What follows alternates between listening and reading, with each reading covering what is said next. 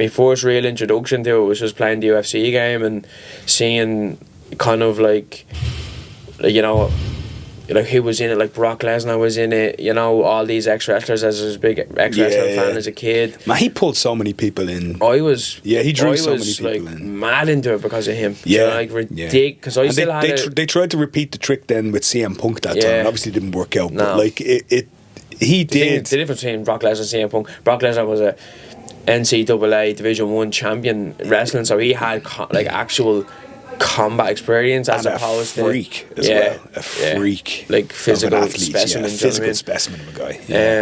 But like that was my first real introduction to it, and then when I played the game, there was like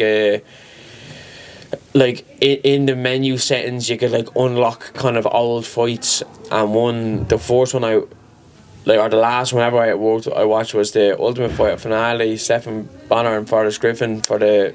Another one that pulled everybody in. Honestly, when I watched that fight, I was like... it was the fight that they showed on it. So then I was like, oh, what's this Ultimate Fighter thing? So then I went and watched the Ultimate Fighter. I watched all the Ultimate Fighters then, do you know what I mean? I got proper invested into it. I saw like the training that was involved, like, you know, Chuck Liddell and Randy Couture were coaching, and you know, just all the training they had. It was like military style training they were doing, and I was like, that's a bit of me. That's chaos to me. I love that chaos, you know. Isn't it funny, like, the way... Because a lot of people would look at that now, they'd look at it as really cheesy, especially kind of snobbier MMA fans and jiu-jitsu guys. They turn around and they go, oh, God, you know, the reality shows, and it's so cheesy and stuff. But it's what draws the general public in. Like you're saying, look, Brock Lesnar there. Like, again, people would look at the Griffin and Bonner fight now and go, God, a slobber knocker. That's, like, a lot of people would look at that and go, you know, the skills in it are okay, but they're not great. No, but MMA at that time was not, you know, compared to the kids are fighting better than that these days. Yeah, you know what I mean? you could go a long way in that with just toughness. Yeah, but just like the training that was involved, and then I watched the whole season, and then how everyone gets like knocked out, and then them two get to the final, and then the final, and I was like, after watching it, like when I watched it, because I seen the final already, and then when I watched it all back to get to the final, I was just like, I need to do this sport, like I need to at least try it. Do you know what I mean? Mm-hmm. I was like, I know I'm probably not gonna fight MMA for a while, like I'm so young, but I was like, I need to at least train the martial arts side of it. Like I was like, I am mad into this, so that I like between me not playing football and me eye catching on to this, I was kind of like making decisions. I was like, right, and I came down to like one last game we had, like I remember it was out in like Kilbarrack or something like that. I remember it well, and I didn't start, you know what I mean? And I didn't start. I came on and I played unreal when I came on, and you know, I just came off or whatever like that, and I was just like, nah, I'm done. I was like, I'm done, and I literally, let's say that was on the Tuesday, I joined Informed Performance on like the Monday then, right, or the following Tuesday.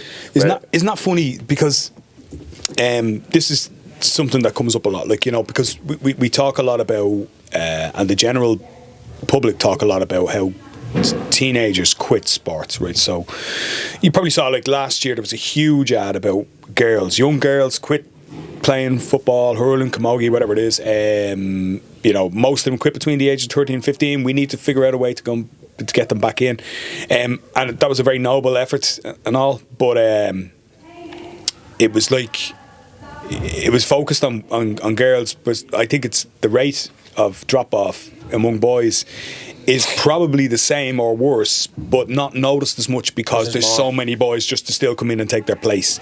And it's like, oh well, I've still got 15 starters here on my team, so I don't really care if John Smith, you know, my 7th sub, if he's gone, well, he was always going to go anyway.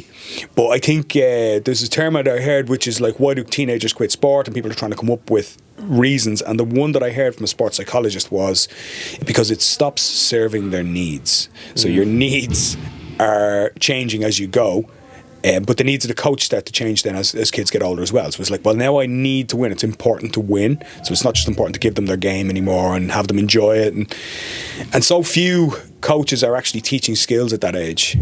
They're not trying to improve skills and they're not trying to improve the players. They're actually going, well, you know, we've got a game this weekend, so we need to win it. And I'm going to pick my best 7, my best 5, my best 15, my best 11, whatever it is, instead of thinking about, well, I've got a group of 20 here and they're all working really, really hard. And you see the best coaches, the best guys who have really great teams. You can see the kind of unit, the cohesion, and the lads all like each other, and they're the ones who are starting the players regularly. Like, you know, they're chopping and changing the team, they're looking after the lads, they're knocking into them, they're seeing how they are, you know, they're taking care of them. There's always less pressure on it. Yeah, and I think that's one thing in martial arts that we do great, because it's one of the best things about martial arts is that you can start at any time and you can take your time, and no one is turning around and look at you going, you're not good enough, so no game this weekend, sorry. You know, I'll give you 10 minutes at the end, let you put the jersey on, get your boots dirty. Yeah. So like we've got that going for us that I think other sports don't. I think that helped me as well, because like I said, I was coming into this stage of independence, you know, and I knew coming into this is like, this is all on me, you know. I knew that like when my man gave me that, like, you can go back to football but it's up to you, and I was like, yeah, because I was going through, I remember at that time I was going through a hard time in school, you know. I was kind of, my friend group, I was kind of being secluded, and I was constantly at home. I was very, very self-conscious. I was isolating myself, you know. My friends would like come out, you know, when there's, you know, you're in a group of 7 or 8 lads, and one lad is not seeing eye to eye with you, and make you feel uncomfortable, and you know, you'll do anything to not be around. It's that stage of adolescence where suddenly the hierarchy becomes really important, social hierarchy and social stages, and exclusion is almost a part of it for some people. It's like, I've got to make this guy lower than me, because I can't make myself any bigger. I'll make whoever's in the group lower, and that way and don't get me wrong, I was involved in doing that to other people as a kid, do you know what I mean? And in the group, it's just like, you know yourself, it's just like, we're not liking this lad all of a sudden, you know what I mean? It's stupid way young kids go on, but it's just how it is.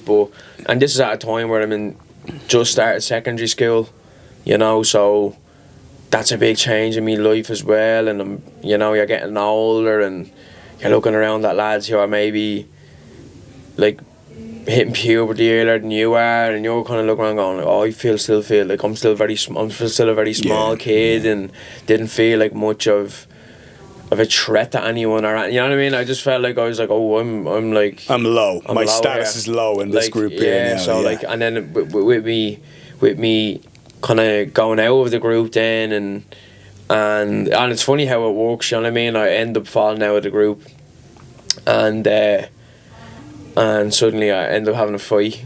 And it's funny because he's one of my best mates now, you know what I mean? It's just funny how it goes. Like, yeah, I fought my best friend. But we end up having we fell out. He'd say things about me, I'd say things about him. He would have obviously been a bit more confident than I was, and you know, and I think it was something stupid. It was like over a girl then as well. We were like, I was like texting a girl that he was interested in as well, you know, this type of stuff. And he was with her then this night, and the lads are always instigating us to fight, you know what I mean? And the lads goes, here, fight. He was talking shit about me, and the lads goes, yeah, fight him then. And then he's like, yeah, I will. And then they're like, alright, grand. So they rang me. I was in my cousin's house, right, playing FIFA or whatever, and they rang me and said, here, Sean said he's gonna fight you. Not the name dropping, it was my mate Sean. He's like, Sean said he's gonna fight you, and he's gonna fight him. And I was like, I don't know. Like, I was like, I don't want it. Like, I don't know. And then they end up running around to the cafe and he's like, here, he said he's gonna fight you, blah blah blah. Just you'll get a sword and all. And I was like, fuck it, God, like, and I don't think he was expecting me to say yeah. So we ended up having the worst fight ever, and it was the worst fight ever, and it ended up coming to the point where like I took him down, hit him a few punches on the ground. He was gonna punch me in the back as I was taking him down, and then you know when we kind of stood back up, and he was like, "Oh, my hand is sore," and blah blah blah. I just don't think he wanted to fight. You know what I mean? And I didn't really want to fight either. But you never do. When you're that age, it's just you're shoved into it. Because he's bigger than me as well. Do you know what I mean? I was like, "Grand, whatever." And then he was like, "Oh, we'll fight again tomorrow." I was like, "Yeah, sound." And at that point, I was like, "Alright, I'm already after doing it." So now I actually made peace with it. Then I was like, "Yeah, we'll fight you tomorrow." Then fine. And tomorrow came around. We ended up not fighting, and things just smoothed out from there. I ended up coming back into my friend group then, and then so it was around that time I was like, right, I actually want to learn how to fight now. Do you know what I mean? So that was a real kind of like, right, I'm after being in a fight. I'm after being in a situation like that. I from how I fought was based off what I saw on the telly. Do you know what I mean? Right, so I was kind of like, I actually want to do it now, and I think I've done a little bit of training before that. Just to kind of like, even with my cousins and stuff like that, and I was like, now I want to actually give it a go. So, funny enough, then end up leaving the football. Like I said, left of Tuesday, was in doing MMA then the next Tuesday, and that independence that I felt going into the football training carried over. And I was like, I'm going to do this for me. Like, I really want to do this for me. And it was funny because I was only 12 going 13, but I felt like I was like much older. Do you know what I mean? Yeah. I felt like I had like, no, I am certain that this is going to work out, because I'm going to give everything I have to learn, to commit myself. Every time there's a session, I'm going to be there. Like, I remember doing the strength and conditioning sessions on the Saturday with Will, and like I had no business being there. Because I was trying to carry, it had me like carrying 30 kilo kettlebells. I was only 40 kilos, like, and I'd be struggling, like pushing the prowler. I'd be running into. Yeah, but you were not to give away too many secrets, but you were kind of a project for everybody, because it was like, who's this kid that keeps showing up? Yeah. It was just, I remember the time, like I remember that really well. Actually, like I've all of those. Around that time there was so much going on in my life. It was really, really busy time. I just had my second kid. It was financially, it was the Celtic Tiger crash. It was awful. Everything was going on. So my memories of that time are actually, when you say things like that, I go, oh yeah, that was really important. Like, or somebody who was around at the time, I probably should have paid more significance to that at the time. But at the time it was crazy. It was all drama at the time. But I remember, we used to do those on a Saturday morning, those sessions, and it was a lot of the MMA fighters and stuff like that. But I remember it's like we had this teenage group to come in and to do stuff, and Will used to work with those guys, and you were in them, but it would only be you plus a cast of other people. So 3 or 4 was maximum, but they were always changing throughout the thing. But you were the one who was always there constantly and consistently over the time that we were doing them. And so for us, it was like, let's see how, like, will this kid keep showing, like, or keep showing up? And you did. I think it was that you were. That's what. It's funny when it comes what you're talking about independence, and your mom saying to you, "You're bringing yourself." Because I think like the biggest thing that I would look for now, if I was looking at somebody who was turning around to me going, I want to get my black belt in jiu-jitsu, or I want to compete, or I want to be a good fighter, or my future's in MMA, my future's in jiu-jitsu, the first thing I'd look at if they're a teenager is, does their mom drop them here? Do they have their own gear ready, or is somebody coming in with their water bottle? Because the moment I see that, I go, right, you got a ways to go. In a sense, like. Yeah, you got a ways to go. Or B, it's like, Mom, I want to do jiu-jitsu, or Dad, I want to do jiu-jitsu. Help. Rather than Dad, I've found a jiu-jitsu club to go to. I'm going to go. Can I have the fee, please? Yeah. Or can you bring me down? Can you drop me down? It's far away. Obviously, like if a kid lives, more than a bus away, it's difficult for them to get here. But there's a huge difference between a kid who's getting dropped here, getting their water handed to them, getting their bag brought up for them, isn't packing their own bag, stuff like that, and a kid who's biking it here, walking here, bussing it here. Getting dropped here is fine, it's no problem. Sometimes, you live a good distance away. It's needed, yeah, or your man that can do it. That's not an issue. But I think the independence is it's on the wane. Like, it's definitely something that I'd be like, if I'm looking for something if you're looking for like a quality in a person, as in an adult, like as well as anything, it would be, can they do stuff by themselves? Like if you're employing them, if you're doing anything else like that, it's like, can they just sort themselves out? Yeah. Are they together? And very often what you find is like, well, the guy who's kind of been, I don't want to say abandoned, because I'm not saying you're abandoned, but you're mad. But it's like, yeah, okay, go. You're 13 now. Congratulations. So go find your, go do it. It was my coming of age type thing, you know. And it's not like, it's not a negative. It's not. It's a huge positive. Yeah. But like, and I always say, and I do think this is a big part to play in me, how it shaped me as an adult. Like, because you know, football is quite team oriented. No, obviously, jiu-jitsu and MMA is team oriented, because if there's no teammates on the mat, you wouldn't be having any training partners.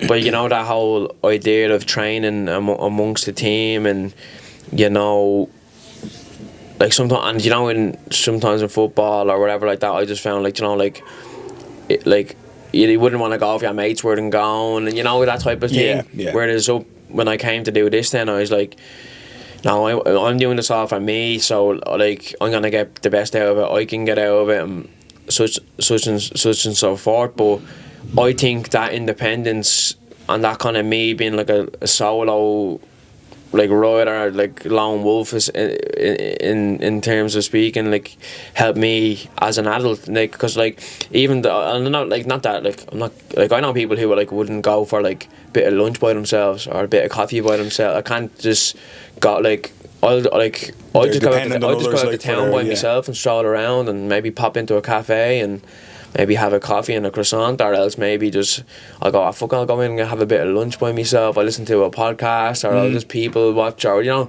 I love doing all them types of things by myself. Like I don't need someone's company, you know what I mean? Like I really do feel like that independence that I gained from doing all these things by myself as a kid has just carried on through into my adult life, and that's a quality that I have now that, you know, I'm proud to say that, like, you know, if I was ever to be alone somewhere by myself, I'd be well able to function by myself. Do you know what I mean? But it's independence. Look, and it's like a loving thing to do, is to go to somebody. Okay, go do it by yourself. Like, you know, but like, I mean, I can understand it from a parental perspective. You can understand why if all you're seeing online and all you're seeing in the news, that 24-hour news cycle of child safety and blah blah blah, right? So the news cycle, for one thing, like, watch out for, you know, these dangers, this danger, whatever.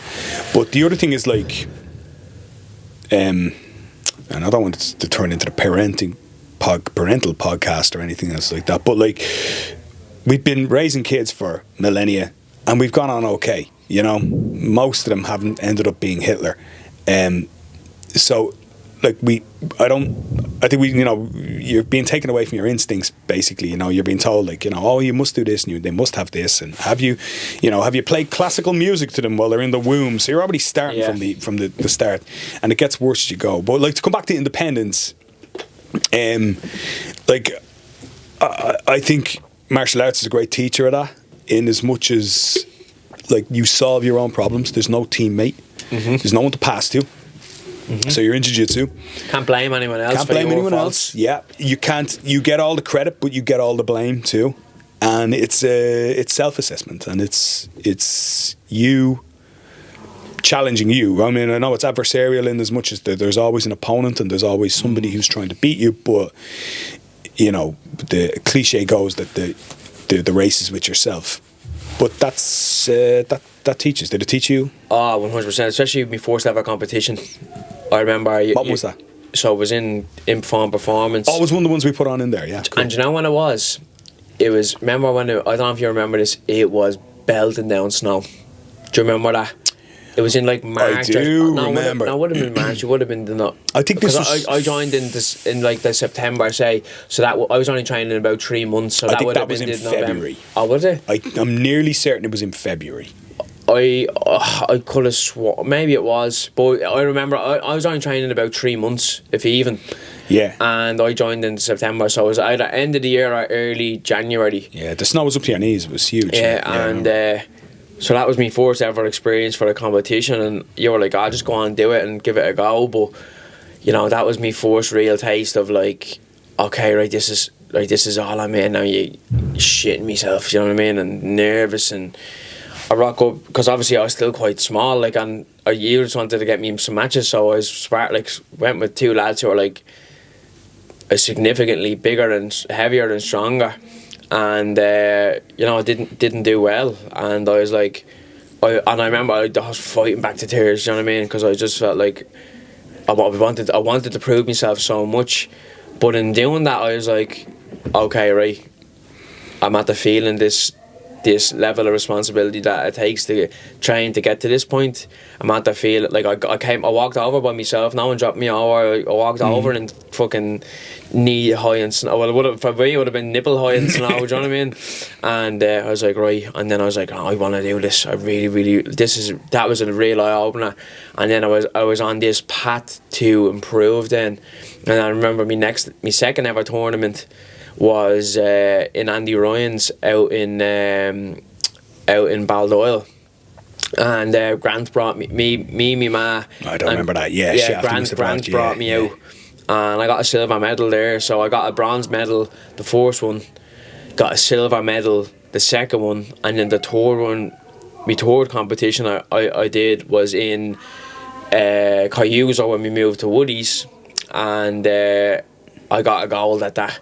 You know, that was like the little in-house thing, and yeah, I remember. Yeah. I think it was me, Adam, Lee Hammond, and Alex Brophy. That was the division. The division. Ah, Jesus, there you go. And someone put up the results of that for one day. I hadn't seen them. Someone took screenshots of the results, and when you went through the screenshots of the results of that tournament, I think there were like there was something like 6 or 7 black belts who were all like young guys at that stage. So that division. 3 black belts, and that was. Did Alex Brophy end up getting a black belt? He was good though. I remember him being really good. Yeah, I think he was brown belt the last time I saw him. He could be a brown belt. I'm not too sure now. I haven't seen him in a while. I know he was training somewhere. I was actually only talking about him the other night with Adam. But of that division, 3 out of 4 that we know of, could be 4 out of 4. 3 out of 4 become black belts, and 2 become professional MMA fighters. That's pretty high quality. That's pretty good. That's pretty good. That's your grassroots. That's when I, every now and again, I say, why do I do this shit? And then every now and again, I look at something like that and I go, that's why. The other division was Sam McNally, Marcus Phelan, Joey Breslin, probably. Joey Breslin, and someone else, and that was like they're probably a little bit older than you. Are they like 30 or something? They're a good bit older than me. Are they maybe 32? Maybe not Sam and Mark. Sam and Mark is probably like 32, 33. Yeah, but I think that was like the adult division or the teens division. Yeah. Yours was like the kids, teens. I was still 13, like, 13, do you know what I mean? Yeah, and that was like the adult, the teens division maybe, and then there was something else. There was another division anyway, but again, it was like you look at the names and you go, oh, look, there's like 3 or 4 names there who, like I say, went on to have good careers, and then I go, okay, yeah, that was a nice contribution to be able to put on those matches and to get the opportunity. It shows where it can lead to, Yeah. But that was that kind of like run of competitions for me. So to go from bronze to silver to gold, and then there was the Irish Open started then, and I won gold at that as well. So I was like, all right, I'm actually starting to get this now. You know what I mean? Yeah. And from then, from me commitment to training to me success in competition, that's when the infatuation came with self-progression, development, and just like obsession. But it started with losing, which I think is really interesting because again, something that I think a lot of people need to understand is that losing is formative, like really formative when you're young. Losing makes you not want to feel losing anymore, which is really good.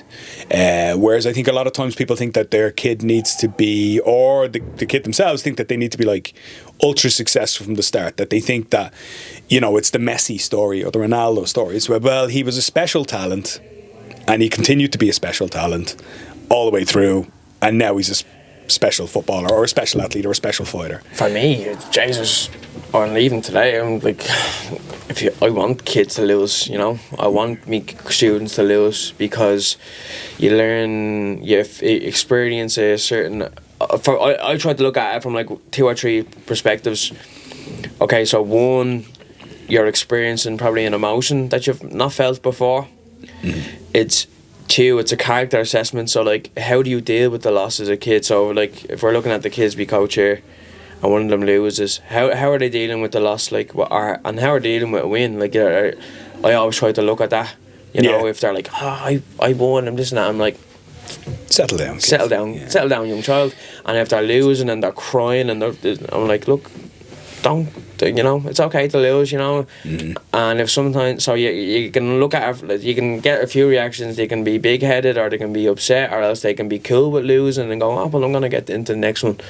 And I'm like, right, good, you know what I mean? So that's the type of stuff I try to look for with the ones we coach now when they're at tournaments. It's like, how are they going in? How nervous are they? Are they calm? How do they respond to winning and losing? Because there's pros and cons to both. And then how does that impact them to go into the next tournament, you know? Yeah. So what way does it push them into the next one? Are they a bit more tentative, or are they no, I want to get one back? And like you said, it'll either make you not want to experience loss again, or you'll go into a shell and you'll just not want to do it at all. Yeah, it's fine. Yeah, well, I didn't work the first time, so I'm not going to do it anymore. So there are the certain qualities that come from it, and you know, I think as a kid, unless you have that sheer will and desire to keep getting better, it's very easy to go, oh, I don't want to get embarrassed again. But it's just more kids should read poetry. They should read Kipling, or they should have Kipling read to them. You know that if you know you'll be a man, my son. You know that everybody knows. Well, there's a line in it: if you meet with triumph or disaster, and treat those two imposters just the same. Yeah. So, Kipling's the guy who wrote the Jungle Book. Do you know what? That quote you just said there, I do know that. You know, quote, you know the poem if I read it. I'm not going to read the whole fucking poem. It's not the poetry podcast again. It's not the parenting podcast, and it's not the poetry podcast. Those come later. I'm recording those just after this one. But yeah, to try and the best example that I heard recently was what happens when you lose is you analyze and you say, where did I go wrong? What happens when most people win is they celebrate and they don't think about anything that they did. Well, it all just went perfectly, it's fine. Whereas this guy was talking about the best athletes and the best people analyze equally whether they win or lose. Yeah. And they don't become ecstatic when they win, and they don't become miserable when they lose. I'm guilty of that myself. Analysing both. You're very analytical. And I know, like, I mean, even from speaking to you about, victories or defeats, like, you know, this is how it happened. And you analyse very intently beforehand as well. You take a lot of time on your opponent and your own thoughts about before like you win. A fight I won, I didn't take any damage, and I was like, didn't take a punch. Submitted him in the fourth round, and I was like, I didn't like the way I did that. Yeah. You know, the way I started the fight, I didn't like the way I did that. But it's this was kind of running away from me, and I just had to chase him and follow him, and I ended up coming to the clinching him, taking him down, head and arming him. Done that fight in Florida there a few years ago. Yeah. But you were still... flawless performance, and I was just like, I trained so hard to box the head off him, and I didn't get to land one punch. Yeah, you were disgusted. And I was just like, what? Like, I needed to... But it just wasn't that fight. But I'm analysing it from the perspective of like, I could have done this better.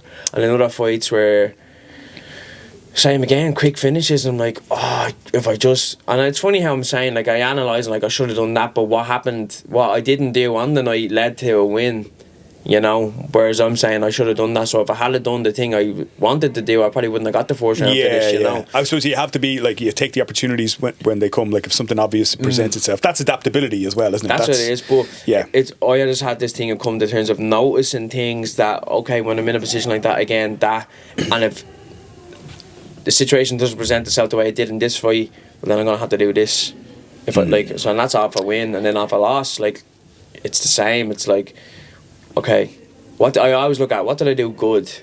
So like when I lose, like, what did I do good? And I'll try to pick out like 2 or 3 things I did good, and maybe 1 or 2 things I did bad. If there's and if there's significant errors, more so, then I'll pick up more on the errors and what is leading me to do them errors, or what things have led me to do them errors. But I actually, even on a loss, I try to outweigh the negative with positive and go, right, what did I do good here, rather than overloading me information in the brain of what did I do negative. Like my last fight there, you know, I was good, I got submitted, but I was like, after I was like, what did I do good, you know? Took me down, got straight back up to my feet, broke his grips, landed a lovely elbow, then I look at the negatives. Then I was like, yeah, maybe I just accepted a position or two and then hesitate once or twice, and then I crushed me work when I rocked them. I was like, there me 3 points. I can take those home. I can take them, and I can work on those. And things. I can work on them 3 points. You know, and I can build on the positives, and I can try to eliminate the negatives and build on the positives. Most people don't even approach. Forget about competition. They don't approach training like that. So for them, it's like, I'm going to go and I'm going to do a 5-minute round with this guy and I'm going to try and beat him. But the word beat doesn't mean anything in terms of in a learning environment. It doesn't mean anything. It's like beat, win. There's no winning in training, right? That's an obvious one. You wouldn't find a professional footballer coming out and giving you his scoring record in training. Like you wouldn't find an amateur footballer. He said, well, I scored a hat-trick in training last night. It doesn't make a difference. And I try to get that into the kids' heads sometimes. They're like, I'm at the, like, winning so many in a row or whatever, and I'm like, we don't need to gloat about it. Like, I'll try to get, like, we don't need to brag about it. We're just in the gym. You don't want to hurt anyone's There's feelings. There's no medals for Friday night. I was like, that might hurt their feelings that you're trying to gloat that you beat them. You know, let's not do that. You know what I mean? There's an interesting thing that I've always kind of thought when I was teaching kids. So, like, I'm 22 years teaching kids now, right? So 2003 was I started coaching for real, like with Taekwondo, and I kind of just and hopefully this came across to you as I was coaching you, but I kind of worked on personal qualities and first.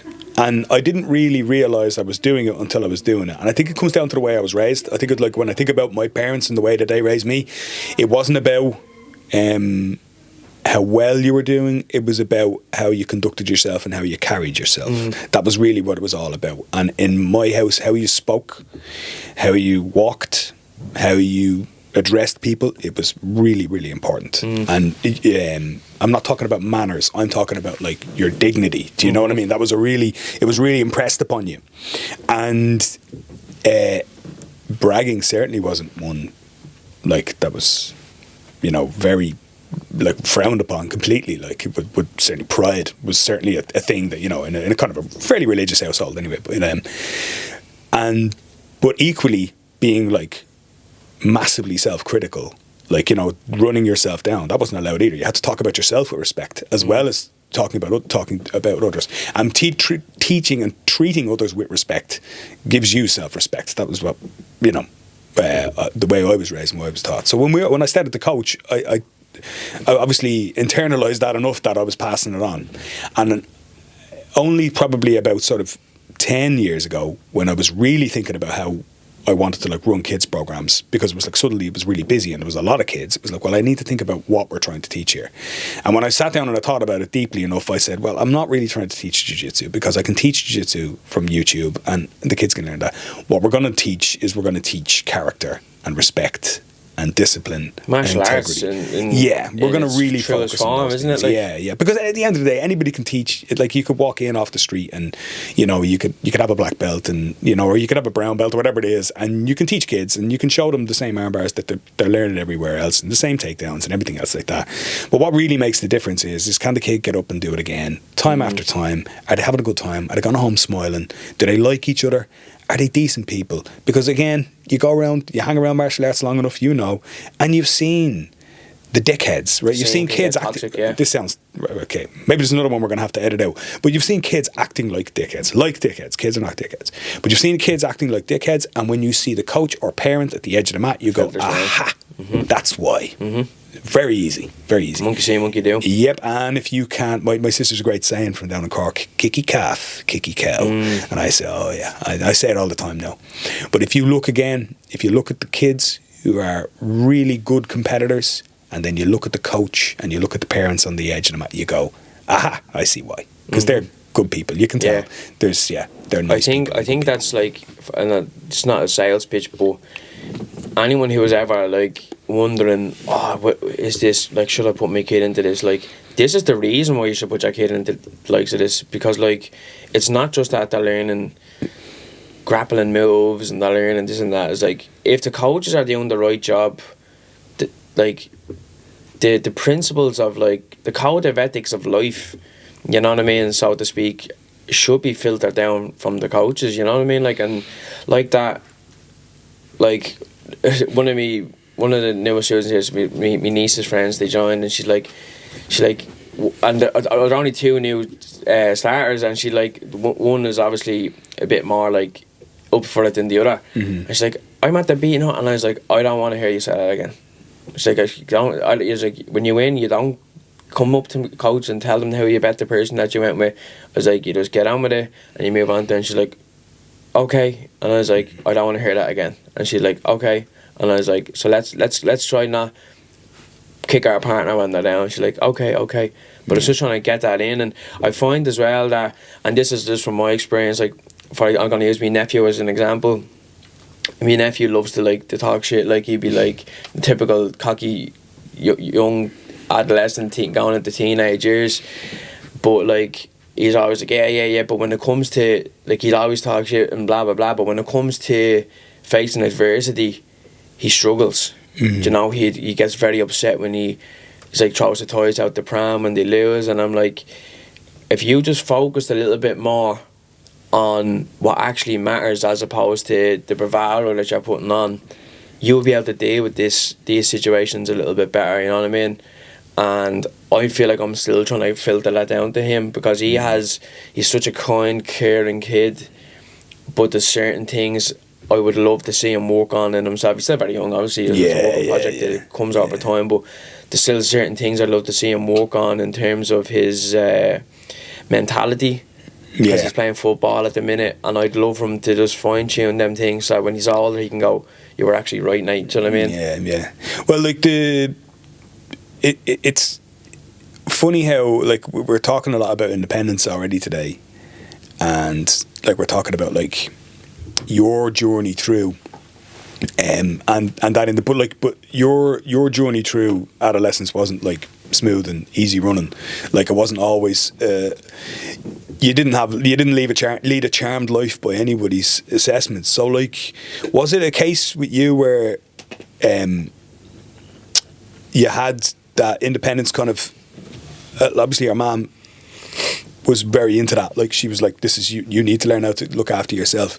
Did you find though that, like, as you were getting older, you struggled in any ways with like maybe having almost too much independence, maybe being a bit too free, and maybe wanting like a little bit more, I don't want to say advice, you know, or anything like that from, like, was there any point where you went, I would love somebody to sit me down now and give me a stare and talking to? Like, actually I did once, do you remember? Yeah, okay. Now, like, I'm only remembering that now. I think, I don't know if I did, like, I don't think I ever would have wanted that. I think things like that happen naturally as you fuck up, you know what I mean? I think talking to us and life lessons will come from mistakes.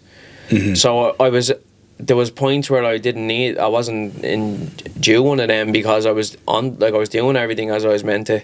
You know, I was focused the way I was meant to be. I was, you know, not really acting out. I wasn't really like caring about anything else other than the sport, or, you know. But as I got older, then I think, you know, it was one of them things. Maybe rather than me looking for, you know, advice or whatever like that, I just wanted to be like, as a young kid coming up to be a teenager, I just wanted to be like noticed or accepted, or like with just like in relation to yourself being the coach. You know, because I came from a football team and the coach didn't really want me, I was kind of coming to like, I want to prove myself here, you know what I mean? Yeah, I want this guy to notice me and see me. Like, to be accepted and to be like that. Me didn't live with me dad, and then my stepdad was working all the time, so there was no real male bond that I had that was like wholesome or whatever like that. So I was trying to, maybe I was in search for that. But like, it was only maybe me later teens was when I needed to, like mid to late teens is when I kind of needed to have, you know, someone like, based off whatever mistakes I made, pull me up on them. But like, that's all life experience. I wouldn't say I went and, because I was an independent, like more of an independent type of person, that I was like looking for someone to teach me the ways, but I was always a curious person and I'd always ask questions anyway. So I always felt like if I wanted to know something, I'd just ask, especially if I was comfortable with that person, or if I did want advice on a certain thing, maybe if I wouldn't ask directly, I'd kind of like pussyfoot around there until someone picks up on what I'm trying to get at. So things like that, I think, you know, I would have done in that sense, but I wouldn't say that I was ultimately looking for like advice all the time. I think it just naturally presented itself to me at the right situations, if you get me. I think most of the time when you're 16, 17 and you're a teenager anyway, most of the time somebody sits you down to give you advice, you're kind of just saying fuck you. You know everything when you're a teenager, you know. I think I remember being sat down by someone in my life anyway, not my dad, but another man at the time, and it was basically it was a conversation to tell me how shit I was, where I would end up if I continued along the same pathway, and to try this instead. So I came away from the conversation, went, okay, thanks, I'm shit. B, I really enjoy doing those things, so I'm going to keep doing them. And C, I'm never doing that. Right? So I actually just went, I'm going to do the complete polar opposite of what you just said there. That was really unwelcome advice, and I don't want to do it. Especially when it's rebellious. When you're rebellious as well. Which you are, like, 'cause young blokes are. But I would just like to remember that I gave you a bollocking that time. I think that was the only bollocking I ever gave you. What was that over again? I can't remember. We had the office downstairs at the time, and I pulled you in. I never pull any kids in. I never do anything like that. And there's some sweets, kids. Pulling kids in. Wait, edit that bit out as well. There's so much of this isn't going to make it. I think you weren't showing up. I think you were about 17, 18. And I dragged you in. I don't think you were. You obviously weren't going through a good time. But I had gone down to pick you up for training one morning, and you didn't get out of bed. And I went, right. And I walked away from the door because I was driving you somewhere. I can't remember where. I think we were going somewhere else. We can't be going to this year because I wouldn't have picked you up from here. There was a couple of times I did go down and pick you up the odd time, actually. And I think this is actually, I'm only remembering all this now, to be honest. I said, right, I'm going to pull you in, right, to come in, whatever it was, like, say, 6:30 on Tuesday. And you came in and you looked like shite, right? And I suddenly realised, as you were sitting down, that you were obviously going through something else. And I was ready both barrels were loaded. I was going to be, listen here, you've got talent, you stupid idiot, I was giving. And I actually went, I think, based on the look on your face, I said, I think I need to take the foot off the pedal here. So I just said, look, you've got great talent. I have a vague remembrance of this now, Look, I'm not, and I think I remember saying, like, look, I don't go and pick other people up from training. You're the only guy I pick up for training because I know you've got great talent and I want to see you use it. And I actually lowered my tone, like, because I was ready to go. I was like, I'm going to win there. I'm going to tell this kid who's boss, fucking leave me sitting outside his gaff in my car. Like, and then I walked in, I remember saying, no, obviously something's not right at the moment. So I was just like, right, take the foot off the pedal. And I just said, look, you know, but it wasn't a bollock, and it was as much of a bollock as I give, which isn't much, you know. But it was more just like trying to make me understand what was going into it. You know what I mean? Yeah. But like, I think you need that sometimes. But like, I mean, at the same time, like I say, I don't think the 17-year-old me wouldn't have listened to anybody. Yeah, I do. At that time, though, I remember I was struggling with me mental health, like, but if it wasn't for that kind of like eye-opening experience, conversation that you had with me, I probably wouldn't have got back up on the horse again. You know, like, not that I wouldn't have got back up on the horse again, but I wouldn't have probably got back up on the horse as quick as I did. You know what I mean? It was kind of like, right, I need to do this for you, and because you're out there coming in and making this point, I was like, right, he's making all these sincere like points that, like, if I don't do this, I'm just an asshole. Do you know what I mean? Because like, and I knew myself there was a certain amount of work put in till that point to just like be inconsiderate of everyone else's time was an insult to them. Do you know what I mean? We all have it in us, though, you know, the throw your toys out of pram kind of thing, where it's like, well, look, fine, yeah, okay, you're relying on me, well, I still don't give a shit. Like, yeah, we all have it in us. But my thing was, I did give a shit, but do you know what? I always had this personal shame. I was like, well, I know I should be doing something, and I'm not doing it. Even though it's my choice not to do it, I would make myself feel worse for that. I'm like, oh, you're nothing but a fucking this, that, you know. And I talk so much negativity, and I'd wake up and I know I should be training today, and I'm not going, and then I'd beat myself up about it. And I'm the type of person still to this day. I'm 28 now this year. If I don't train in the day, my mind goes wonky.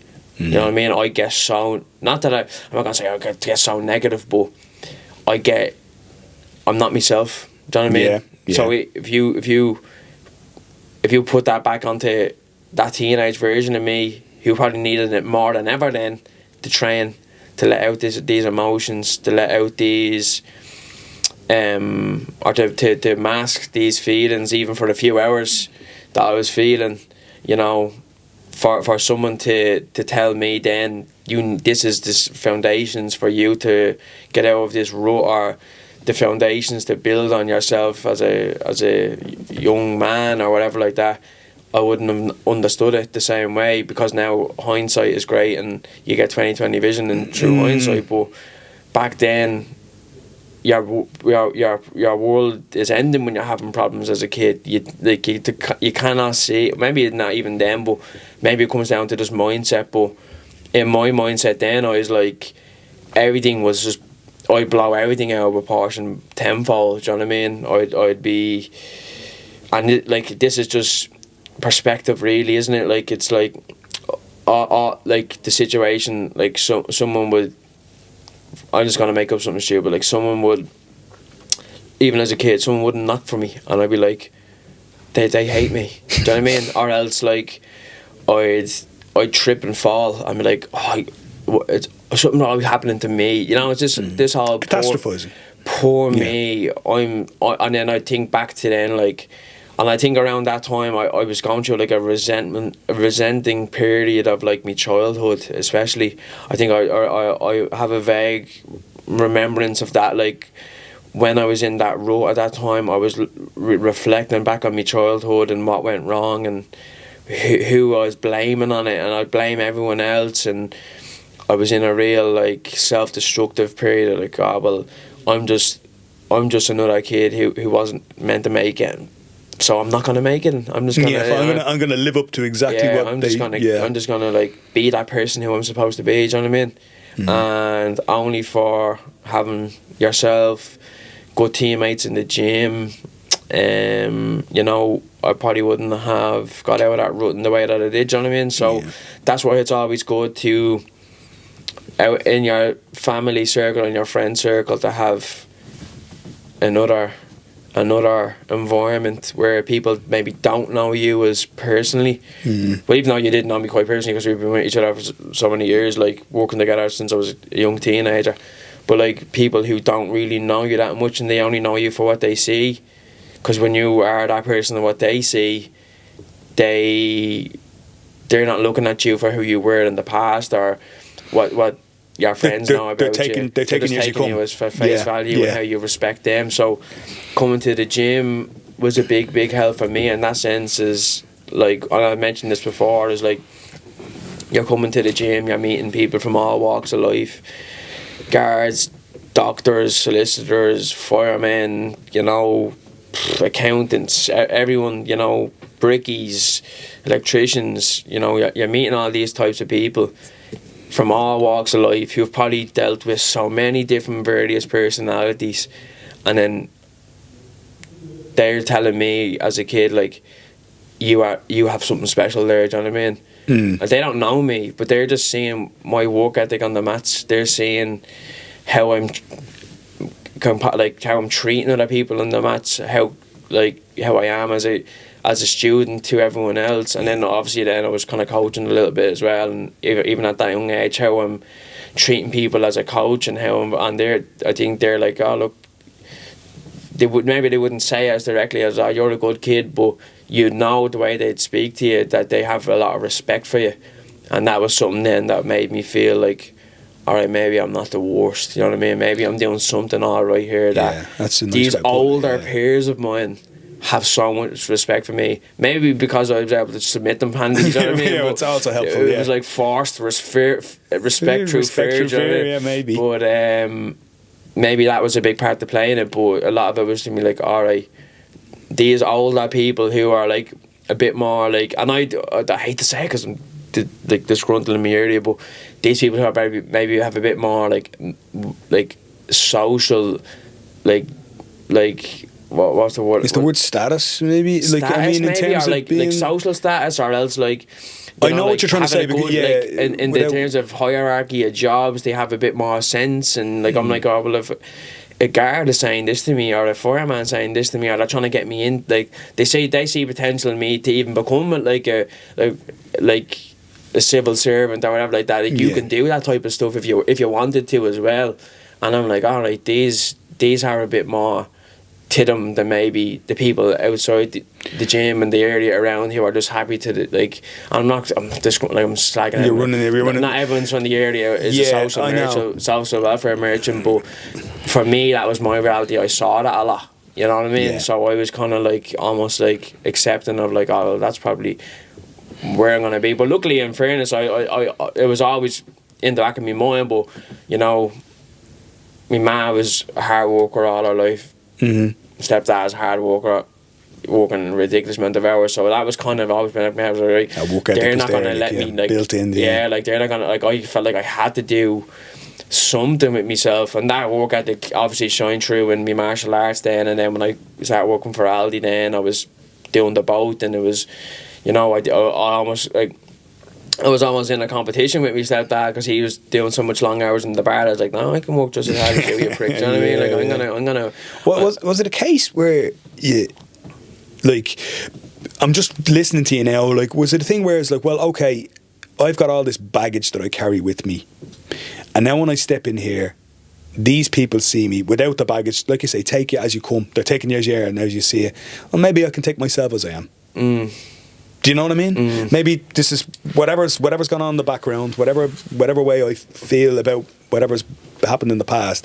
Maybe I can just put a bookend on that. Maybe I can just be as I am now. Yeah, I that's something I always tried to work on, and I came through reading, understanding psychology, understanding trauma, understanding myself as a person, understanding others, and it was a little bit of a project that I worked on for myself, you know, to take myself as who I am, look how far I've come with all this, and you know what qualities are good about me that I can focus on, rather than, you know, focusing on the negative of the past and how that is affecting me, as opposed to what's good about me and how I can make that affect others. You know what I mean? I understand what you mean. And leave a lasting impression. So when I got to the point of understanding myself as a young man, and what I could, like, what was good about me, and what, like, because I was such, like, it's funny, like, it's always like,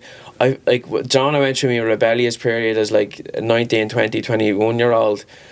I was the worst fucker out there. Like, I hated everyone, and I hated myself for that, and I just can't understand how I was ever in that mindset. But it's obviously, you know, certain factors in me personal life, me social life, what I was doing with myself on the weekends and stuff like that obviously had a big influence. But like, the reality of it is, I knew deep down I was always a caring, loving kid. Do you know what I mean? Like, so I was like, how is this kid who has all these good traits, who everyone in my family would always, like, because as I was growing up as a kid, everyone in my family would be like, they always had a soft spot for me because of like how nice of a kid I was, considering like I was split from me mum, my dad split, and I was split between houses. I was living in a bit of a mad house with me nannies, and you know, and like I was prone to a lot of like alcohol abuse, drug abuse, violence,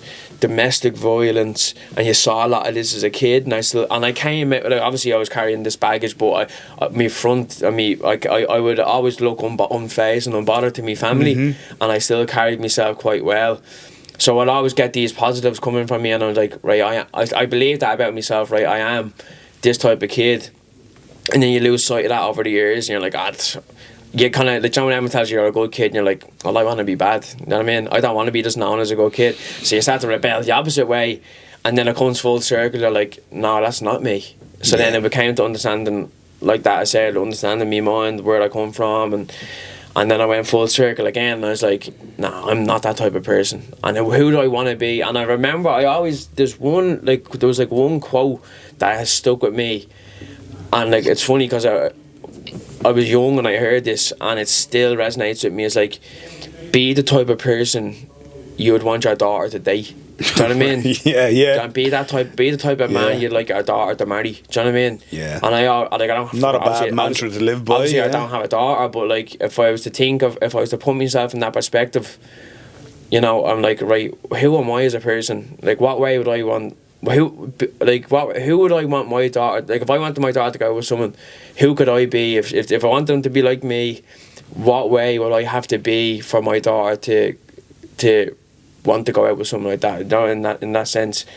And I just had a big character shift in terms of me. And funny, that's one quote about a child that I don't even have. You know what I mean? Yeah. Swung me, and it's funny the things that stick with you, isn't it? Yeah. This is at a time when I was looking for everything and anything to change your perspective, and when I was really emotionally deep in like trying to solve problems of myself at this time, and I was in a real self-help kind of mantra around this time, where I was looking for anything to help me get out of the rut I was in. And when I read that, and I'm quite a really visual dreamer, you know what I mean? I can really like put myself in situations in my head. I was always very good at visualising things, and when I visualise myself in that situation with the daughter and this and that and the other, and then I start to envision.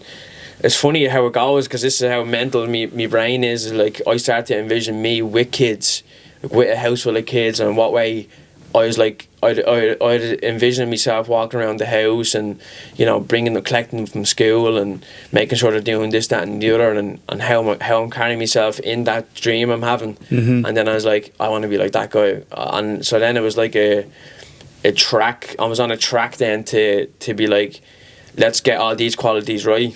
And luckily enough for me then as well, like, on this pathway to this destination, we'll say, I met my girlfriend who I'm with now, and she has a lot of qualities that I'd want the mother of my kids to have. Do you know, in that sense? Sure, so I was like, delighted to hear that now. Yeah, like, so like, I was like, when I started to see these, like, certain like qualities about her that she has, certain like non-negotiable behaviours that she has, that she kicked out of me in certain instances, like certain things that I was doing that, like, she's like, no, I don't like the way you do that, and I was like, alright, fuck, and she's right. And it's now one of them things where, like, you're with the lads and like, oh, she doesn't like when I do it, and they're like, oh, tell the fuck off, and I'm like, nah, like, she's actually right. She might be right there. She's right, like, 'cause like, that's not a nice thing to do, or that's not a nice way to behave. So I think me going on this journey and coming across her certain qualities and her non-negotiable behaviours mixed with mine and my drive, dedication, ambition has kind of led me into a position now where I'm like, I'm very content with who I am and where I want to go with me personal life as well as me career. Do you know what I mean? Yeah, I can remember that period of time. Obviously, it's funny how you say things. It's funny how things manifest themselves, because you're talking there about not feeling good about yourself, about not having a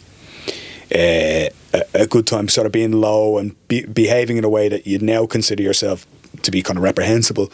I can remember that time because of the way I remember a few times you speaking to me and speaking about other people, and I remember going, man, that's and I remember saying to you a couple of times, I was like, do you really want to talk about that guy? Like, would you not, like, it would be someone, for example, who'd be successful in MMA. I remember like one or two like this. I can't remember who you were talking about, but you'd be talking about someone like doing well. And I remember, do you remember we used to talk about buts? Yeah. It's like, oh, he's doing well. Yeah, but if I was, you know, so but. I always said, well, don't be a but. Don't be a but.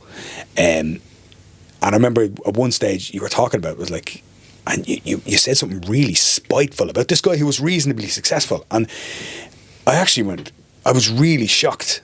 I was like, holy shit, like I didn't really think you had that in you. Yeah. And it was obviously just that kind of time period. And now if you talk about someone who's successful now, even if they're like a horrible bastard, like you'd still be like, man, he's got some good quality. You know, you talk about fair play to him. You know, he's doing well, he's doing great. It's kind of funny, like how it's like a mirror, like it's like reflects. I think it's more, and it's funny how people can influence you to behave. Like you become who you surround yourself with. You know, like that, be very spiteful of everyone who was doing better than me. You know, it's an easy trap to fall into, because it becomes like I say, instead of looking at yourself, like what we were talking about performance analysis after you win or lose earlier, it suddenly becomes about what the other person did as opposed to what you did, and it's very easy to do that. And when you're actually doing that, when you're being critical about others, you're kind of or blaming the referee, like just to use like the jiu-jitsu analogy, blaming the referee, blaming the point system, blaming your opponent, blaming whatever training partners, blaming anything else like that. Well, now it's like, or blaming your coach, which is the one I have the biggest problem with, because of course, especially because it's an individual sport, like, you know, blame anything like that. It just takes responsibility away from you. So it's like, well, I'm no longer responsible. So I wasn't responsible for. You're obviously. I'm always responsible when I win, but when I lose, everybody else is responsible. Deflect. And that is huge, because it gives you this lack of agency as well. So I was like, if you're saying that it's somebody else's fault, then essentially you're saying that you've no control over your own performance, your own life, your own existence. You know, it's a dreadful thing to do, I think, you know. And I think it's, again, to come back to, Jesus, not that my parents were absolutely perfect or anything else like that, but my dad was kind of a high quality guy, I would describe him as, you know. But you weren't allowed to speak down about yourself. And you weren't allowed to speak down about others. And like, you know, when I met people at my dad's funeral, it was like, I never heard him say a bad word about anyone. And that's a cliche. That's something, you know, I never heard him say a bad word about anyone. But you do hear a lot about, like, you know, when you hear about, like, you know, you're talking about people who people would have admired and would have, like, you know, as much as the things that they did, or as much as what they achieved or did anything, you would often hear that phrase used. You know, I never heard him say a bad word about anyone. You know, he was always happy for others, and he just got on with his own life and got on with his own thing, you know. You know, I think it's like, to some, probably, whatever, but like, I'd like to, if I was to go out a certain way, I'd like people to think that way about me, you know what I mean? Yeah. It's like, you can always find the good in someone, whereas I think I was kind of going through a stage of being conditioned to only spot negatives, and when I spot a negative, I'd be like doubling down on why that person's a bleep, or why that person's a bloop. Do you know what I mean? Like, and you've cursed so much today, and you're going to beep and bloop those bits. And you know, that's something that, like I said, maybe filtered down from social environments, but then when I went on this healing journey, we'll say, I started to understanding the impact of speaking positively to yourself, speaking positively about others, like being, like, not being spiteful, not being, like, even like some of me mates who might get on my nerves, like, and you know, like oh, like, what the fuck is he at, blah blah blah, but like, yeah, but like, he's probably just like, he's just having a day. And I always try to be like, I mean, saying yeah, but in a positive way. Do you know what I mean? I changed the yeah, but analogy, like, just to reverse the polarity a little bit there. There's a lot of good there as well. So don't just focus on the bad. I mean, there's always a lot of good. So that came down from just me, honestly, like, hyper focusing on how I speak to me. Like, every day I'd be like, on such gratitude, I'm grateful for this, I'm grateful for that. I'm, you know, like, small things like, oh, I really enjoyed that meal today. You know, I really enjoyed that walk I was on, I was on a walk yesterday. The sun was beaming. I was like, I'm really enjoying yesterday. I had a great day yesterday, because it's when you start to really reel into the positives, you start to appreciate everything a little bit better. You know what I mean? When you're only focused on negatives and how shit everything is and how bad this is and how much you don't like that person, you know, you get sucked into a hole. You get sucked into like a negative black hole, and trying to get out of it, it's a like, gravity well. It's difficult to get out of there. Do you know what I mean? And I find myself now as well, like, and it's funny because I always bring it back to gaming. Do you know what I mean? Like, because it's where me roots your heart really but is. You know, you're playing the game, playing FIFA, and you're like, and like, it's funny because I'll be having a great day. I go on, have a few games of FIFA, and the game is so scripted. You are purposely losing because this game is scripted, and I'm getting angry, and then I'm like, breathe, and I'm like, why am I letting a digital game ruin my day? But like, it's FIFA for Zen. You're saying, yeah. It's so easy to happen, and then I'm snapping because the game has pissed me off, and then I'm going into the kitchen, and cause I'm angry, like someone says something funny to me, and I'm like. What are you laughing at? Do you know what I mean? Like them trickle-on effects are so easy to happen. Like, and it's unless you actually go to yourself, unless you like being accountable for your own behaviour. Like, unless I actually go, why am I why I'm 28? Like, why am I I'm 28 this year? Why am I like letting this game make me be an asshole to other people because I lost? Do you know what I mean? Like, do you ever read comments? Yeah, I'm a funny one. Like, I don't really, and I know everyone's like, yeah, but if you see enough negative comments and blah blah blah, you're gonna start to feel a certain way. But like, even after my last fight, like, all these comments, all the Dagestanis in the comments, and I was liking them all and laughing because like at the end of the day, like, you'd have to take the good with the bad, and it's how you perceive everything. And I don't want to get myself into being in the public eye. Yeah, people are gonna comment on, and even some of the tweets I've put up in the past about like current affairs, and you know, my thoughts on maybe certain issues that has gone on, and like, I put up a tweet, and I barely ever tweet.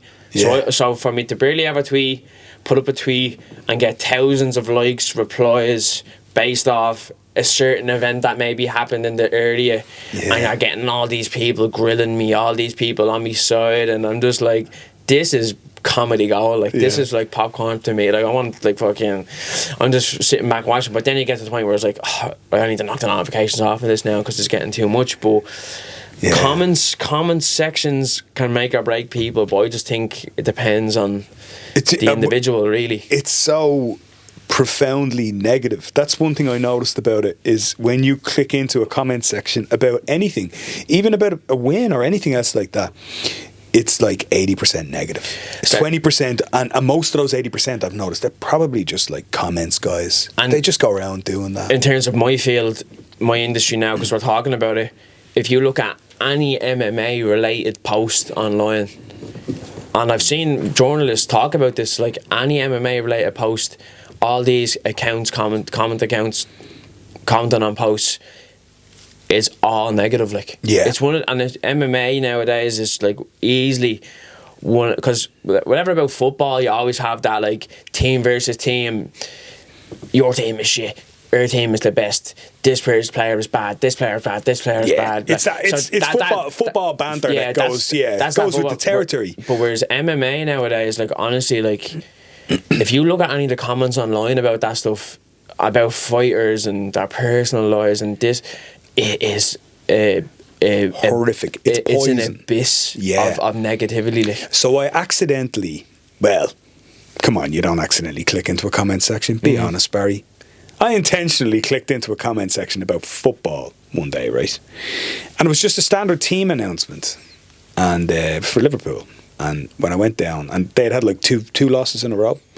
Nunes starting up front, everyone going mad. Everyone going bananas. And then I don't think half of these people are real. I think it's like 80% bots. That's the other thing about it. So I think it is. Yeah. And then I'm like, so someone is training bots to be negative. Someone's like, because they've realised, well, that's how you get engagement, is negativity. Negativity is engagement. Yeah, Like, positivity 100%. is People react to negativity Yeah. one way or the other. They'll either respond being like arguing against it, or else Or they'll they'll agree, jump yeah. on board and agree. But I don't think people don't. If somebody says well done, nobody goes yes, well done. You know. But actually, I was when Reza was on. I think I spoke about this as well. So it made me change my mind, because occasionally I would comment on things, right, on Twitter, or whatever, just for, you know, when I'm bored. And I would put down something, and it might be negative, you know. So I might put something in that'd be like, "Oh, what was he thinking?" You know, it's again sports related, 80%, or maybe in politics, like, "God, that guy needs to shut up," or whatever. And then I was like, "Do you know what? What are you contributing there, really? Like, even when you're just like, it's this is nothing." By the way, someone's deadlifting downstairs. That's the noise you can hear in the background there. But I actually went. Now I make a real conscious effort to go. Be positive, like almost 100% positive. Do you know what's funny? Do you know how many times I tweet or type out something, look at it, and then just don't post it? That's glorious, though. That's. There needs to be a Twitter setting or an Instagram setting where it's like it gives you 3 chances. Are you sure? Like, are you honestly, really sure? like especially over the last 3 years, because there was a point where I just always post something to get a reaction, maybe even just to instigate and stuff like that. And nowadays, like, and it might not even be to instigate. It might even just be like what I'm doing, or like something that an experience I've had, or even to talk positively, right? And I type it out, and I look at it and I go, no one really cares, do they? And I just delete it. Like, I was like, who really cares what I have to say? Like, do you know what I mean? Does anyone actually give a shit what I have to say? Probably not. Yeah. And then I end up just deleting it. And then in the back of my mind, then in retrospect to that, I'm like, maybe someone does want to hear what I have to say, or maybe someone does. And then I'm like, your public image, you need to boost it, you need to be putting out content, and this is the thing where being an online presence and being in the public eye, and you need to maintain a certain following to make money and this, that and the other. But then at the same time, I'm like, can you not do that positively? I don't care about any of that anymore. I was at a stage where I wanted all the clout, I wanted all the attention, I wanted everyone to care about me, and now I'm at a stage where like, I just don't care. I actually just don't give a shit, and I'll go to type, like, even if you're like, honestly, really, really enjoyed the sun today, blah blah blah. You know what I mean? What a day! If we had days like this every day, it'd be amazing. Do you know what I mean? And I type it out, and then I go, nah, it's stupid. I'm just contributing. If I care that, I should just write it in a journal. Do you know what I mean? That's right, because some people fall into the category of journaling through their social media accounts, so that they get engagement off what they're feeling and thinking, and then that just opens up another whole world then, like, because you're gonna have people not like giving you grief or giving you stick, or else you're gonna have people maybe going, yeah, same, I felt the same way, and then, you know, that then there's someone commenting on their comment negatively because they responded positively, and some of the thoughts, like, everyone journals online these days as opposed to just keeping the thoughts to themselves, whereas the last while I've been keeping my thoughts to myself. We're going to pause there. There's a good point for a pause. We'll come back and we'll chat a little bit about the fight next week. So just less than 2 weeks to the big one, start of the PFL tournament. Let's finish up on that. Yeah. Here we go. 2 weeks yesterday, so I'm fighting on Thursday the 3rd of April, first round of PFL's World Tournament. I'm fighting Tai Kyun Kim or something like that, South Korean guy,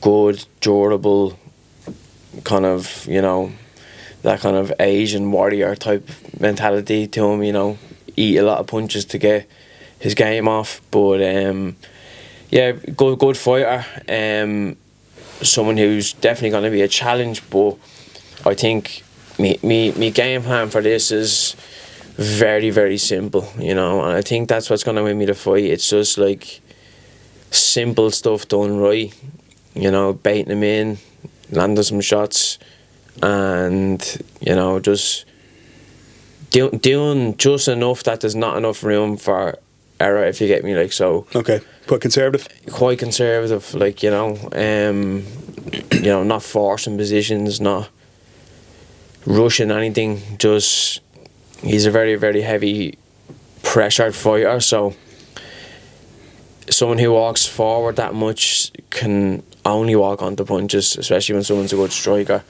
who has power like I have. So game plan's very simple. Tap away at his calves, let him walk onto shots, big looping overhand rights, big looping hooks, you know, bait him in, basically make him desperate, you know what I mean? Nice one. To the point where he's chasing the fight and I'm just scoring, you know what I mean? My goal for this one is just a win by decision. That's my goal for every fight. You win by decision, win over 3 rounds every single fight. It just so happens that I get finishes when they present themselves. But something about Paddy Ivers rubbed off on you. So do you know what he used to say? He said, if you won by knockout, you won by luck. Yeah. That's what you always say. You need to be ready for war. So if you don't 3, you're ready for 3-round war. Yeah, you have to almost have the mindset of if I don't have anything else but a 3-round war, then it wasn't a success. Do you know what I mean? Yeah, I know. So when you become one with that, like I want 3 rounds of it. I want a hard fight. When you become one with that, instead of like obviously you want to get in, get out, and not take damage. Yeah. Not ideal. Tell me one person who doesn't want that. But given the sport, given the levels going up and up and up and up and up, you have to make peace with knowing that this isn't going to be easy. And when you say to yourself, I want this to be a hard fight, I want to be gassed, I want to be, you know, in the depth of it, that's what's going to be a successful fight for me, you know what I mean? Yeah. And I'm at peace with that now. My fitness is through the roof. I'm, like I said, I'm very certain of my game plan. So now I know what's expected of me. It's just about me going and doing it now, you know. And that's the beauty of the sport. It's like his game plan versus mine. He's quite good everywhere. So am I. You know, I wouldn't say he has a kind of Nate Diaz kind of approach, like poppy with his punches. Lot of output, but it leaves lots of openings in force and output. Right. So okay. My plan is to catch him on them openings and just do that over 3 rounds. Excited. You're heading out to Florida early, are you? I'm no earlier than the usual. I'm flying out now tomorrow. Tomorrow 2 weeks. Is it tomorrow 2 weeks? Tomorrow week. Sorry. Tomorrow week I'm flying. So you're about 6 days early. 6 days is the standard. That's good. Yeah, so that's all right. I leave I asked for an early morning flight because if I leave here early morning, I arrive over there midday. Right. So it's pretty. Just stay awake, then go to bed at 10 o'clock their time. Wake up at 8 or 9 o'clock their time, then, you know, get a good like 12, 13 hours sleep. Acclimatising and stuff like that is really important. It's probably a lot of people don't realise the effect of first of all, the effect of long distance flights on weight cuts and water retention.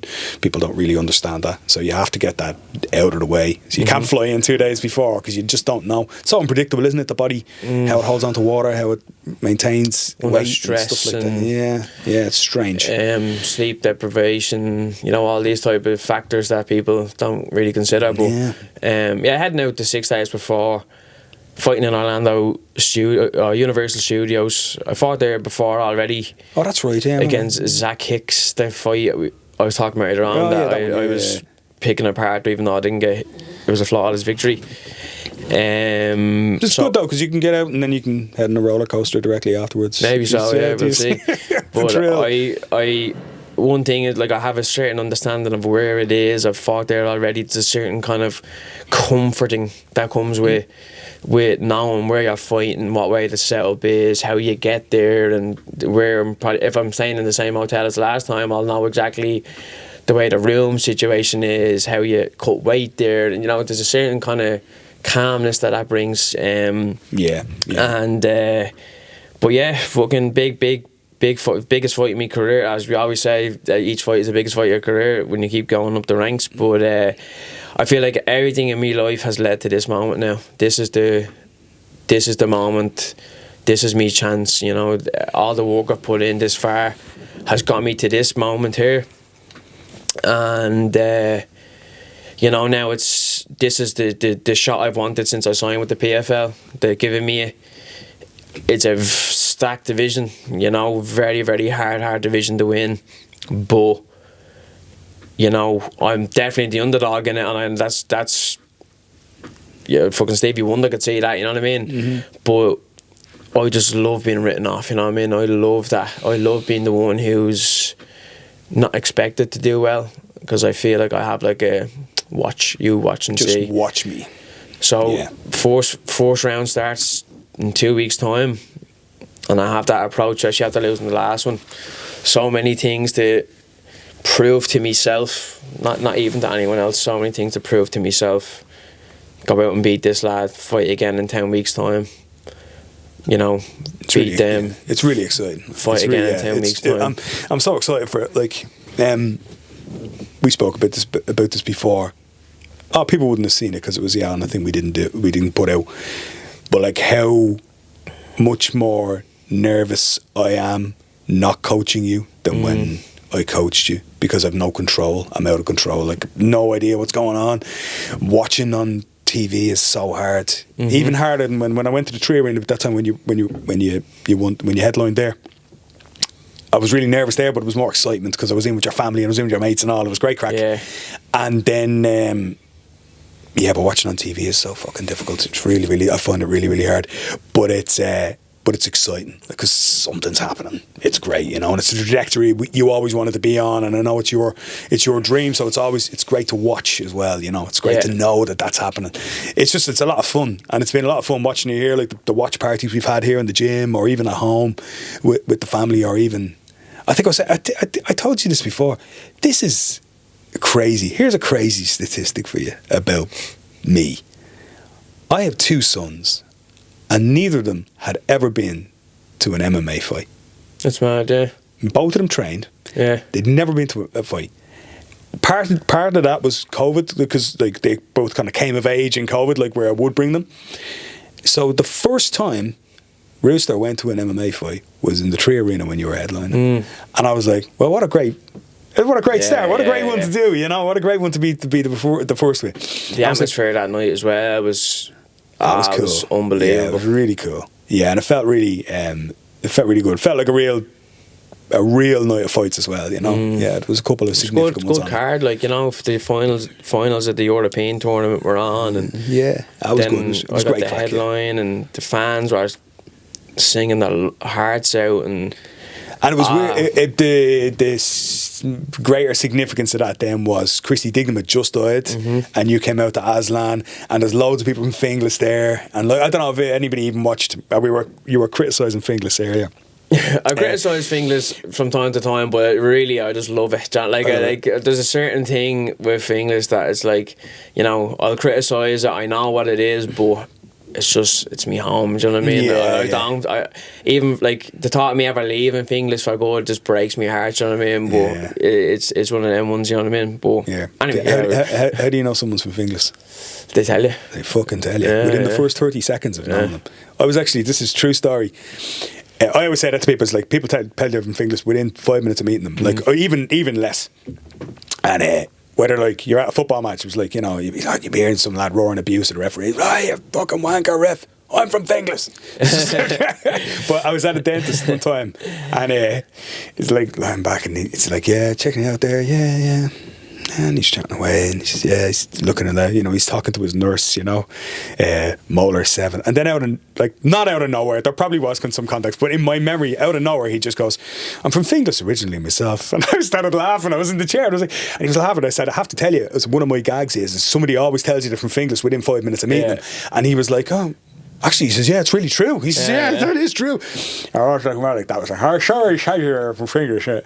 But yeah, I love it from around here. It's great. Yeah. Like I'm a blow-in, a bit of a blow-in, like from down the road. Yeah. Well, I live in Finglas 4. Yeah. But no, I think the Finglas community that night was on full force. The amount of people who came from Finglas to support me, and then even just the amount of people who came who just, because I was on Talking Bollocks then before that, and then after that, then I think I just got a much more like surge in ticket sales, according to Dan Hardy anyway. He was saying that I sold a ridiculous amount of tickets that night, and I think it was just off the back of the momentum of all the social media stuff I was doing and all that jazz. I really gained loads of new fans, you know what I mean? And you told a good story around that time, which I think resonated with people, because people spoke to me about we won't go into too deep, we don't have the time to go into it, maybe we'll do it another time, but you spoke about like your kind of the issues that you had with like around drugs and stuff like that when you were in your 20s, like your early 20s,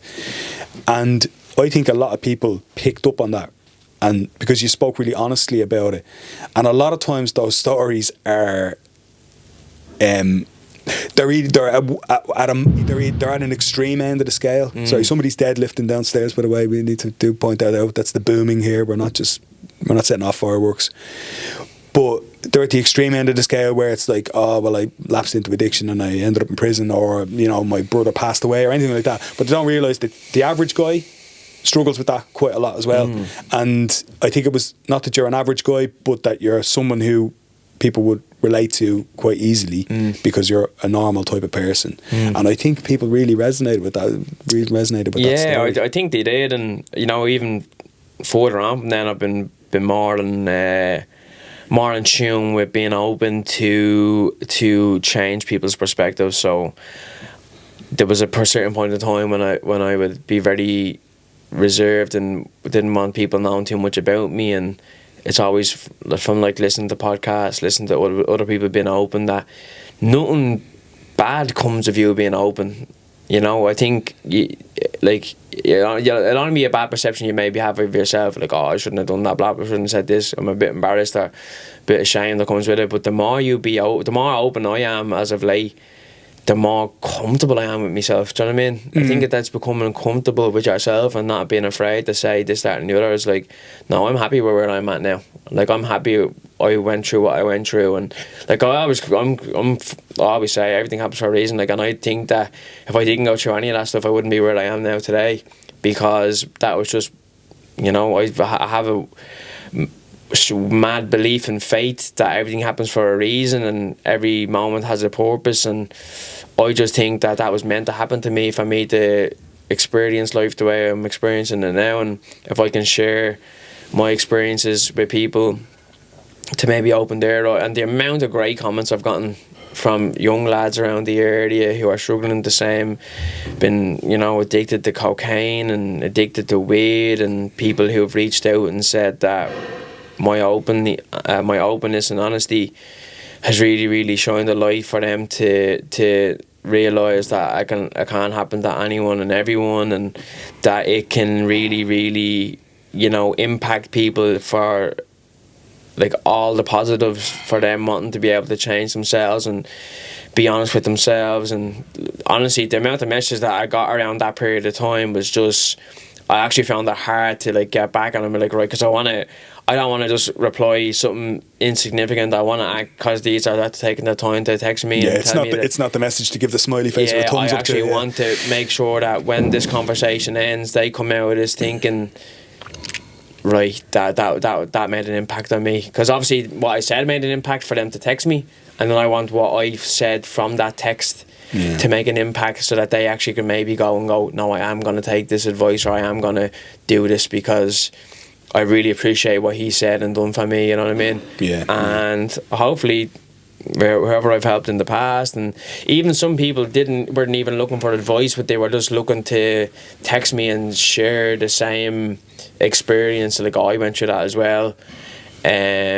still going through some stuff and blah blah blah. And it's like, well, I really hope you get through it, and I really hope you come out the other side, and, you know, just believe that you can do it, and this and that and the other, because, you know, life is too important to just throw it away. You know, like certain things like that can just, you know, sit with people in their mind, and hopefully change them for the better, and help them go down the journey and down the path that they want to go.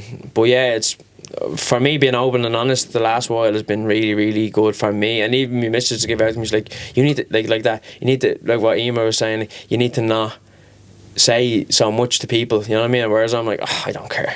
Yeah, I know. Yeah, I think there's an argument. There's definitely an argument for people to maybe not overshare, I suppose. But like, I think when you're in the public eye, and I think when you've got such a positive message, that which is, I think it is a really positive message. I think the thing that you said, check out the Talking Bollocks podcast from last year with Nathan, by the way, if you're wondering what we're talking about. It's all quite out and open there.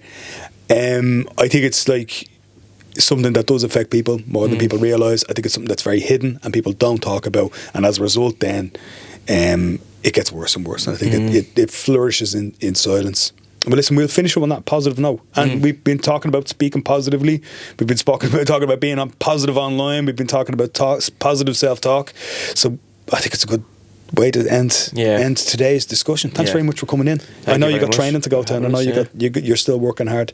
So April 3rd, April 3rd, Thursday evening. We'll have a late night that night. It's Thursday evening in the States, which would be into the early hours of Friday morning. Okay. So I should be on around 1 a.m. Friday morning. No watch party on Kyuzo for that, guys. You can all sod off. I will be the beauty of it is on the third fight on the night, so you won't have to stay up too late to watch it if you want to stay up. So it's a little bit of a bonus. That put me on early to help facilitate for the Irish watchers. And yeah, check it out. Facing Tai Young Kim, and I'm gonna plant me right hand across his mush. So we'll look forward to it. We'll look forward to that. it. Yeah. All right, Nate. Thank you very much for having us. Cheers. Us.